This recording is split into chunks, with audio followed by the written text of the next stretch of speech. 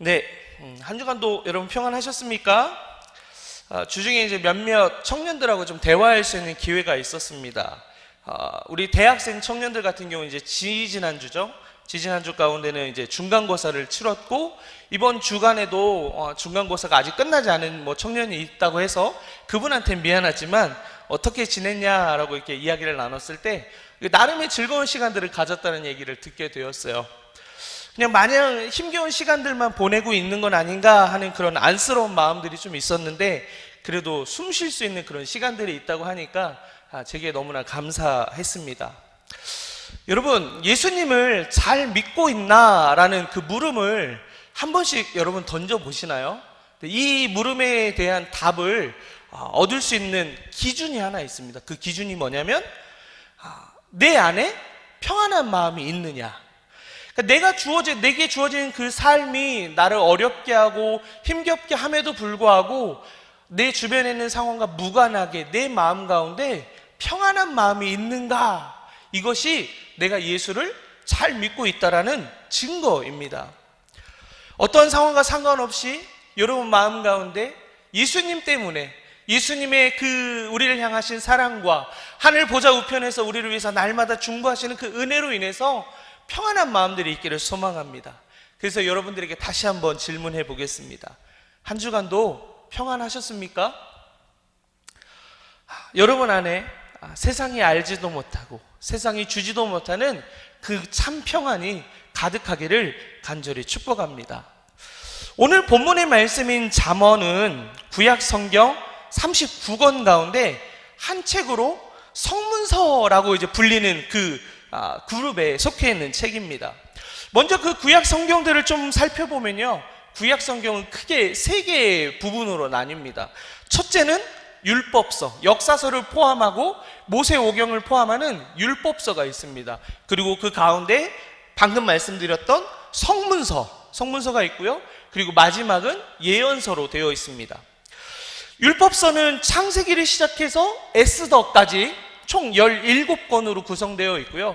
그리고 그 가운데 있는 성문서는 욥기를 시작으로 욥기, 시편, 잠언, 전도서, 아가서 이렇게 해서 5권으로 구성되어 있습니다. 그리고 예언서에는 여러 예언서들이 있습니다. 그 예언서들은 총 17권의 예언서가 되어 있어요. 그래서 성경을 보면 참 이게 신기해요. 그런 그 숫자들만 봐도 율법서는 17권의 책, 성문서는 5권의 책, 그리고 예언서는 또 17권의 책, 이런 균형을 가지고 있다라는 거죠. 자, 그러면 율법서를 먼저 좀 보면요, 율법서는 과거를 위한 책입니다. 그러니까 하나님께서 세상을 창조하시고 하나님께서 하나님의 백성들을 어떻게 사랑하셨는지가 기록되어 있는 책이라는 거죠. 그리고 계속 말씀드렸던 그 성문서는 현재를 위한 책입니다. 구원받은 백성들이 어떻게 살아가야 되는지 그것이 기록되어 있는, 하나님을 어떻게 사랑해야 되는지가 기록되어 있는 책이 바로 성문서라고 하는 것입니다. 그리고 마지막 예언서는 미래를 위한 책입니다. 하나님께서 장래에 하시고자 하는 일, 어떤 일을 계획하고 계신지, 어떤 일을 이루실지가 기록되어 있는 책이라는 것입니다. 그러면 원래 성경이 이런 역사적인 시간적인 흐름, 과거, 현재, 미래를 바라보면서 기록된 책이냐? 그렇진 않았어요. 원래 처음 이제 히브리인들의 책이니까 그 히브리어로 기록되었을 때는 그 시간의 흐름대로 기록되어지지 않았습니다. 훗날 이것을 번역하는 과정에서 시간 순으로 과거, 현재, 미래 이런 순으로 편집을 했다라는 거죠. 그러면 역사서, 율법서 17권을 읽으면 하나님의 이야기를 알 수 있습니다. 그리고 성문서와 그리고 예언서 22권의 책을 읽으면 그 전 역사서, 그 율법서가 가지고 있는 그 전체의 보충 자료로서 그 전 역사 가운데 세세한 내용들을 확인할 수 있는 책이 바로 성문서와 예언서라는 것입니다. 그러면 성경은 과거와 현재 그리고 미래의 시간 가운데 우리를 향하신 하나님의 이야기를 알 수 있는 책입니다. 그러면 오늘 우리가 이제 본문으로 잡았던 그 잠언은요, 그 또 성문서 안에서 분류되어 있는 책이지만 이 잠언 가운데서 세 가지의 책을 또 분류합니다. 그 세 가지의 책은 욥기고 잠언이고 전도서입니다. 이 세 개의 책을 또 성문서에서 별도의 이름을 갖는데요. 그 이름은 뭐냐면 지혜문학, 지혜서라는 이름을 갖습니다. 그러니까 이 세 개의 책은 독자로 하여금 그 책을 읽었을 때 지혜를 얻게 하는데 목적을 두고 쓴 책이라는 것입니다. 욥기는 고난의 지혜를 담고 있습니다. 그리고 잠언은 형통의 지혜, 그리고 전도서는 허무의 지혜를 담고 있습니다. 고난, 형통, 허무, 이 세 가지의 주제를 생각해 본다면 여러분들은 어떤 책을 집으시겠습니까? 저는 보통 이제 이 세 권의 책을 집을 때 보면 각자가 처해 있는 상황에 따라서 선택하는 경우들이 있습니다. 제가 예전에 한번 설교했을 때도 한번 말씀드렸을 텐데요. 저는 이제 대학을 합격은 했지만 등록금이 준비가 되어지지 않아서 대학을 좀 포기했던 시기가 있었습니다. 그때 마음이 참 어려웠어요. 하나님 앞에 신실함으로 예배하는 사람으로, 노래하는 사람으로, 하나님을 자랑하는 사람으로 잘 예배하였고 하나님 앞에 섬기며 나아갔는데 왜 나에게 이런 고난이 찾아왔지? 이런 어려움이 찾아왔지? 라는 생각 때문에 붙들게 된 책이 욥기서였습니다. 이렇듯 각 권의 책은 우리로 하여금 그 주제에 맞는 지혜를 얻게 하는 데 목적이 있습니다. 고난, 형통, 허무라는 주제 가운데 우리가 보편적으로 특별히 관심 갖는 주제가 있을 것입니다. 왜냐하면 우리 모든 사람들은 잘 살고자 하는 그런 욕구가 있기 때문입니다. 자, 그러면 형통은 돈을 많이 버는 것, 그리고 높은 지위에 올라가는 것, 많은 인기를 얻는 것, 명성을 얻는 것이 형통일까요? 돈의 예를 한번 들어보겠습니다. 돈이 많이 있다라는 것은 잘 사는 것이 아닙니다. 돈이 많은 것은 그냥 부자입니다. 돈이 많은 사람일지라도 잘 살지 못하는 사람들을 우리 주변에서 쉽게 볼 수 있기 때문입니다. 돈 때문에 싸우고요, 돈 때문에 죽이고요, 돈 때문에 그 인생을 망가뜨리는 사람들을 우리는 쉽게 볼 수 있다는 것입니다. 그럼 반대로 돈이 없는 사람이 잘 못 사는 사람일까요? 아니요. 돈이 없지만 행복하게 살아가는 사람들을 우리 주변에서 또 쉽게 볼 수 있습니다. 그러면 형통은 돈, 인기, 성공 이런 거와 무관하다라는 거죠. 그러면 잠언이 형통의 지혜를 말하는 성경이라면 하나님께서는 이 잠언의 말씀을 통해서 우리에게 무엇이 형통인지, 그 형통을 얻는 지혜가 무엇인지 이야기하고 있다라는 겁니다. 형통의 지혜가 담긴 책 잠언에 대해서 한번 살펴봤으면 좋겠습니다. 잠언이라는 단어, 여러분 잠언 지금 이제 말씀을 듣기 시작하니까 이제 슬슬 이제 잠이 오잖아요. 잠언은 잠이 오는 말씀이 아니에요. 잠언이라는 이 단어를 좀 살펴보면 한자로 보면 잠이라는 단어는요 바늘을 뜻해요. 그리고 경계하다라는 의미를 갖고 있어요. 언은 우리가 이제 요즘 교육 가운데 여러분들 한문 교육을 어떻게 받았는지 모르겠지만 언이라는 단어는 크게 어렵지 않아요. 우리에게 좀 친숙한 단어일 겁니다. 말씀을 뜻하는 거예요.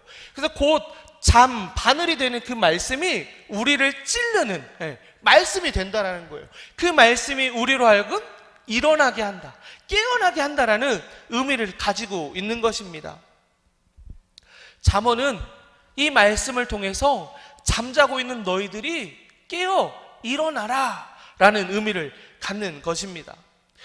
함께 읽었던 잠언 1장 1절로 7절의 말씀은 총 31장으로 되어 있는 잠언의 서론의 모양을 갖습니다. 1절의 말씀을 보면 잠언의 저자가 누구인지 기록되어 있습니다. 누구냐면 다윗의 아들 이스라엘 왕 솔로몬이다 라고 기록하고 있습니다. 솔로몬 하면 우리에게 참 친숙한 인물이죠. 그래도 많은 인물들 가운데 친숙한 인물이라고 생각합니다. 그의 아버지 다윗이 먼저 언급되었습니다. 그 아버지 다윗은 우리에게 어떤 역할을 했냐면 그의 시와 노래를 통해서 하나님과 가까이 하는 방법을 우리에게 알려주셨습니다. 시편의 말씀을 보면, 시편의 말씀을 읽다 보면 우리로 하여금 그 시편을 읽으며 하나님을 노래하게 하고 하나님을 노래하면서 하나님과 가까운 사이가 되게 한다라는 거죠. 그리고 그의 아들 솔로몬은 잠언의 말씀을 통해서 하나님의 자녀인 우리가 어떻게 살아야 하는지를 이야기하는 것입니다. 잠언의 저자 솔로몬에 대해서 열왕기상 4장 32절은 이렇게 이야기하고 있습니다. 그가 잠언 3000가지를 말하였고 그의 노래는 1005편이며. 네, 엄청난 숫자인 것 같아요. 오늘 우리가 함께 읽었던 그 잠언, 그리고 총 31장의 잠언은 915절로 되어 있어요. 1장부터 9장까지는 조금 긴 내용으로 약간의 이야기식으로 잠언이 말씀이 정해져 있고 기록되어 있고요. 10장부터 그 이하의 말씀들은요, 격언의 스타일로, 그러니까 아주 짧은 가장 우리가 알만한 잠언이 뭐가 그 격언이 뭐가 있을까요? 가장 유명한 네 자신을 알라 뭐 이런 식으로 아주 짧은 구절들로 서로 스토리는 갖고 있지 않지만 한 절 한 절이 우리로 하여금 우리를 깨우게 하는, 우리를 찔러서 깨우게 하는 그 말씀들로 기록되어 있다라는 거죠. 그러면 915절의 말씀, 이 말씀만이 아니라 우리가 알지 못하는 3000개나 되는 그 말씀들이 잠언으로 기록했던 엄청난 지혜의 사람이다라는 것입니다. 그리고 시편 가운데 솔로몬의 시편이 2개가 기록되어 있어요. 아주 쉽게 외울 수 있는데요. 27, 172. 그러니까 27을 뒤집으면 72가 되잖아요. 그래서 27, 172 이렇게 시편에 2개의 시편만이, 솔로몬의 시편이 기록되어 있습니다. 그러면 1005편의 시편이 기록되어 있다라고 하면 이제 제가 말씀을 준비하면서 읽었던 책 가운데 이런 표현이 있더라고요. 여러분이 훗날 죽어서 천국에 가면 솔로몬을 만나게 될 것이다. 그러면 915개의 잠언 말고 그 외의 잠언들을 솔로몬에게 얘기해 달라고 하면 즐겁게 얘기해 줄 것이고, 죽어서 천국에 가서 솔로몬을 만났을 때 그로 하여금 1005편의 시를 노래해 달라고 하면 즐겁게 우리에게 불러줄 거라는 거죠. 근데 그것을 우리가 누릴 수 있으려면 죽어서 천국에 가야겠죠. 네, 그러면 이어서 솔로몬에 대한 또 이야기가 있습니다. 어떤 이야기가 있냐면요, 여러분 너무 잘 아실 거예요. 솔로몬의 재판이라는 그 제목에 붙어 있는 성경의 이야기입니다. 두 여인이 있었어요. 두 여인이 있었고 각각의 여인들은 아이를 낳습니다. 그런데 한 여자가 잠을 자다가 실수겠죠. 그 아이를 이렇게 짓눌려서 결국 이 아이가 죽게 되는 사고가 발생이 돼요. 그래서 일어나가지고 어떻게 하냐면 살아있는 아이를 가지고 있는 여인이 품고 있는 그 아이가 내 아이라고 우기기 시작합니다. 그래서 그 일로 솔로몬 왕 앞에 나가게 됐고, 그때 그 얘기를 들은 솔로몬 왕이 신하에게 얘기합니다. 칼을 요 앞에 갖다 놓으라고. 그리고 나서 하는 얘기가 저 아이를 반으로 잘라서 하나씩 나눠주라는 것입니다.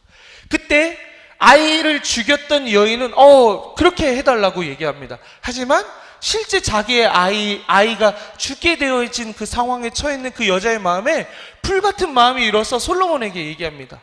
저 아이에게 그 아이 그냥 주라고. 그 답변을 보면서 어떤 결정을 하냐면요, 저 여인이 그 아이를 그냥 주라고 얘기했던 그 여인이 진짜의 엄마라고 얘기하는 판결을 내린다라는 거죠. 그래서 이 얘기들이 끝나고 나서 그렇게 되어집니다. 그렇게 되어지고, 앞서 솔로몬에게 또 한 사건이 있었어요. 어떤 사건이 있었냐면 솔로몬이 잠이 들었습니다. 그 잠이 들었을 때 솔로몬 잠 가운데 하나님이 나타나셨어요. 그리고 하나님께서 솔로몬에게 얘기합니다. 내가 너에게 무엇을 줄까? 라고 묻는 거죠. 그때 솔로몬은 대답합니다. 여러분들에게 만약에 하나님께서 꿈에 나타나셔서 모든 것을 줄 수 있는 그 전능하신 하나님께서 나타나셔서 희선아, 너에게 내가 무엇을 줄까? 라고 질문하면 뭐라고 답하겠어요? 네, 그렇습니다. 네라고 대답했어요. 네. 항상 준비하십시오, 여러분들. 자, 그런데 그 질문 가운데 솔로몬은 대답했어요. 네. 듣는 마음을 주셔서 백성들로 하여금 가져오는 그 문제를 옳게, 바르게 선악을 구별해서 판단할 수 있는 지혜를 달라고 구한 것입니다. 그래서 그 하나님께서 그 구함에 응답하셔서 지혜를 주셨어요. 그리고 지혜만을 주신 것이 아니라 그가 구하지 않았던 부와 명성까지 다 주는, 영광까지 주는 그런 은혜를 경험합니다. 그리고 3장 28절의 말씀에서, 열왕기상 3장 28절의 말씀에서 이런 고백을 합니다. 이스라엘 사람들이 왕의 재판한 판결 소식을 듣고 왕이 재판할 때 하나님께서 주시는 그 지혜로 공정하게 판단한 것을 알고 왕을 두려워했다라고 이렇게 기록되어 있습니다. 이런 경험을 가지고 있었던 솔로몬은 오늘 본문 7절 상반절의 말씀을 통해서 이렇게 고백합니다. 여호와를 경외하는 것이 지식의 근본이거늘. 그리고 9장 10절의 말씀에서도 이런 고백을 합니다. 여호와를 경외하는 것이 지혜의 근본이요. 오늘 말씀의 제목이 여러분 어떻게 되죠? 주보 잠깐 한번 보세요. 오늘 말씀의 제목이 어떻게 되는지. 여경지근이에요. 이게 무슨 뜻일까요? 여경지근. 요즘 뭐 별다줄이라고 하잖아요. 별걸 다 줄인다. 여호와를 경외하는 것이 지식의 근본이다, 지혜의 근본이다 라는 말을 네 자로 줄인 거예요. 여경지근. 여러분 이렇게 이 네 단어만 가지고 있으면 솔로몬이 받았던 그 지혜와 부와 영광을 누렸던 이 비결을 알게 되는 겁니다. 이제 두 절에서는 하나는 지식이라고 말했고 하나는 지혜라고 말했습니다. 뭐 큰 차이는 없을 것 같지만 이 지식과 지혜에 대해서 여러분들에게 설명을 드리면요, 지식은 배우거나 겪어서 알게 되는 것을 얘기합니다. 그리고 지혜는 무엇이 옳고 그른지를 알고 행하는 것을 말한다고 합니다. 결국 지식과 지혜는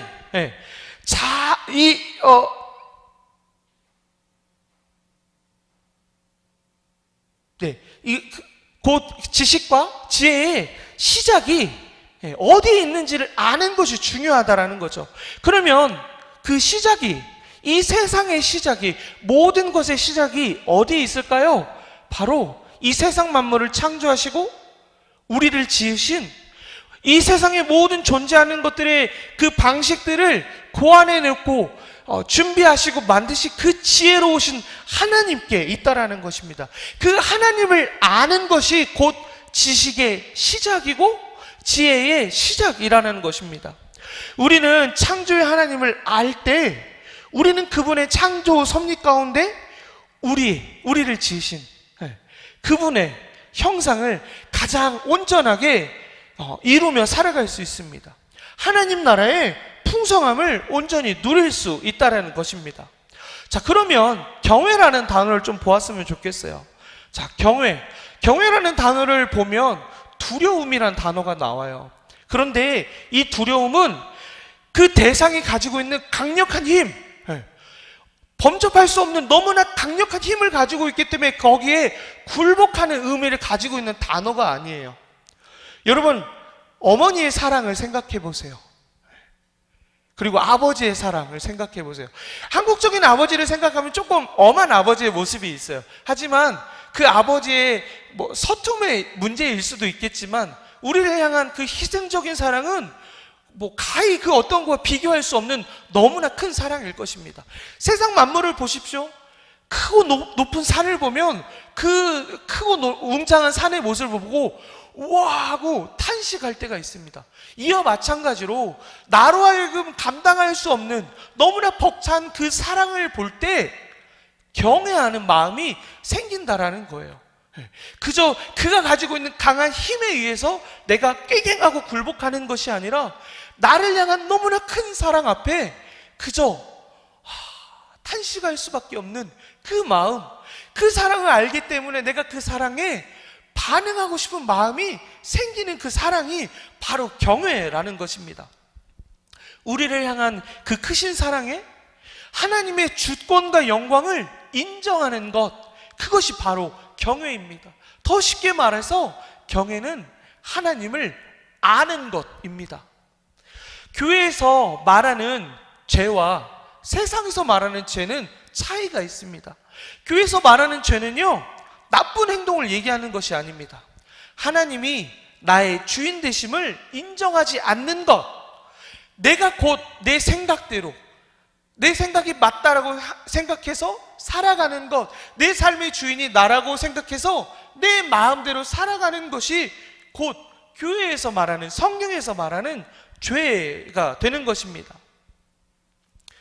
이스라엘 전 역사를 보면 지혜의 절정인 인물이 바로 솔로몬입니다. 근데 그의 생애 말을 보면요, 어떤 행동을 하냐면 그에게 주어진 나라, 그 나라를 유지하기 위해서 주변국에 있는 사람들의 주변국에 있는 나라의 공주들과 정략 결혼을 합니다. 그저 들어와서 그런 관계들을, 그러니까 부부의 연을 잇고 동맹의 관계들을 이어가면 문제가 되지 않지만, 그 여자 공주들이 들어올 때 각 나라의 이방 신들을 가지고 옵니다. 그런데 성경 말씀에 보면 솔로몬의 그 첩이 700명이라고 얘기합니다. 후궁이 700명이라고 얘기하고 첩이 300명이라고 얘기해요. 그러면 1000명의 여자들이 그 주변국에 공주들이 들어와서 1000명의 신들이 그 이스라엘 땅 가운데 들어왔고, 그리고 그로 인해서 솔로몬의 마음이 변했다라고 성경은 기록하고 있습니다. 그 공주들이 가져온 우상들을 섬기는 왕으로 변해버렸다라는 것입니다. 하나님이 그런 솔로몬을 보시고 그냥 두지 않으셨어요.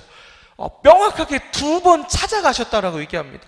그리고 그 신들로부터 돌아오라라고 하나님 말씀하셨습니다. 그런데 솔로몬은 어떤 결정을 했냐면요, 이미 마음이 돌아갔어요.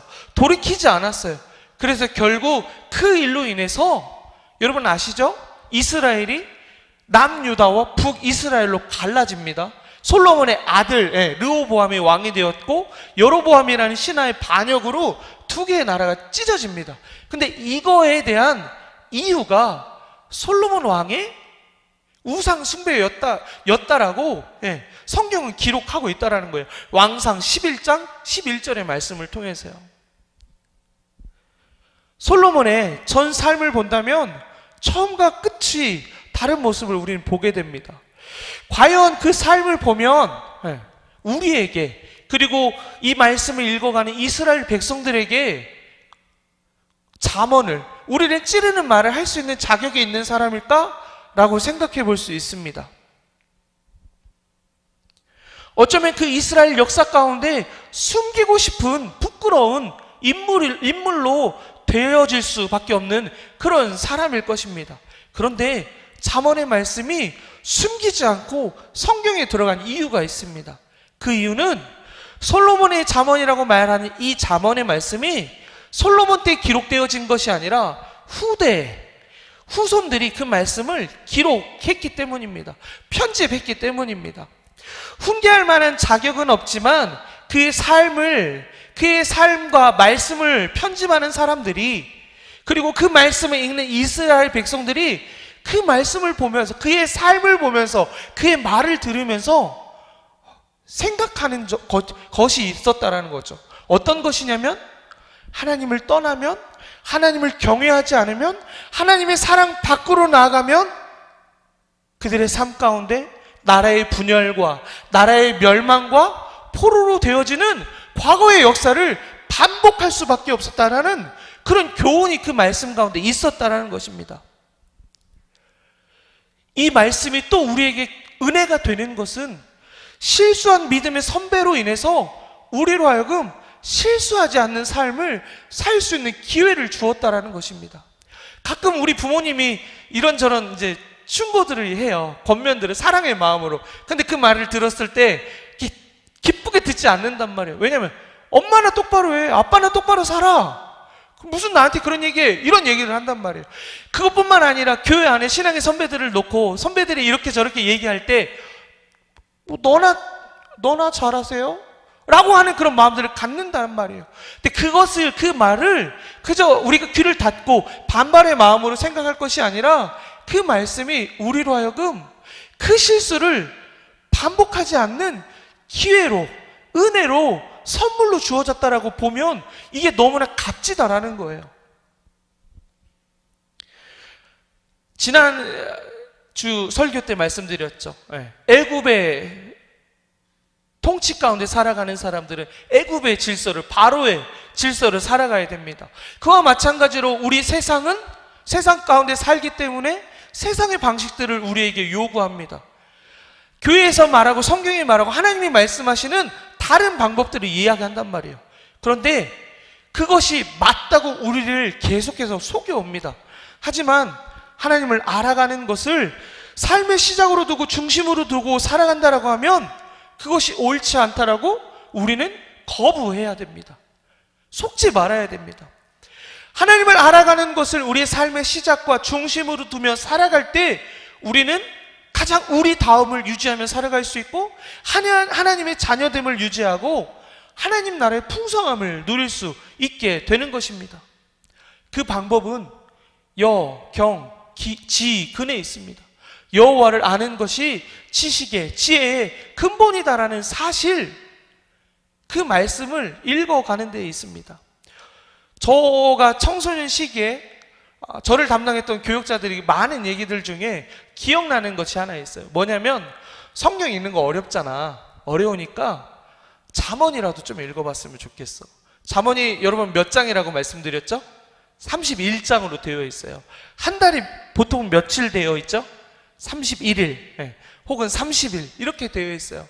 잠언의 말씀 한 장씩만 읽어도 하나님이 우리에게 우리가 그렇게 바라는 형통의 삶을 한 장 한 장 한 장 읽는 그 말씀을 통해서 그 복을 우리가 누리며 살 수 있다라는 거예요. 그런데 이 매일 성경, 오늘 제가 책 파는 사람 아닙니다. 이 매일 성경 잠언의 말씀을요 2달 동안 쭉 우리에게 그 하나님의 그 놀라운 은혜와 신비를 알게 합니다. 그리고 설명도 적혀 있어요. 그래서 여러분 가능하시면 꼭 이 기간을 통해서 잠언의 말씀을 깊이 좀 봤으면 좋겠어요. 매일 한 장 한 장이 아니고 아마 2번 나눠서 갈 때도 있고요. 한 번에 끝날 때도 있고요. 그런 날들이 있을 겁니다. 이 기회를 통해서 하나님의 말씀을 읽어가는 것, 하나님을 알아가는 것을 시작하는 여러분들이 되었으면 좋겠어요. 여호와를 경외하는 것을 한번 시작해보는 그런 시간이 되었으면 좋겠어요. 자, 하나님을 아는 청년들이 되기를 소망합니다. 하나님의 사랑에 집중하는 청년들이 되기를 축복합니다. 하나님이 누구인지 이야기하는 성경을 붙들고 하나님을 아는 지혜를 통해서 하나님만이 주실 수 있는 그 형통, 하나님 나라의 그 풍성함을 온전히 누려가는 여러분들 되셨으면 좋겠습니다. 이 말씀 기억하면서 우리 함께 찬양했으면 좋겠습니다.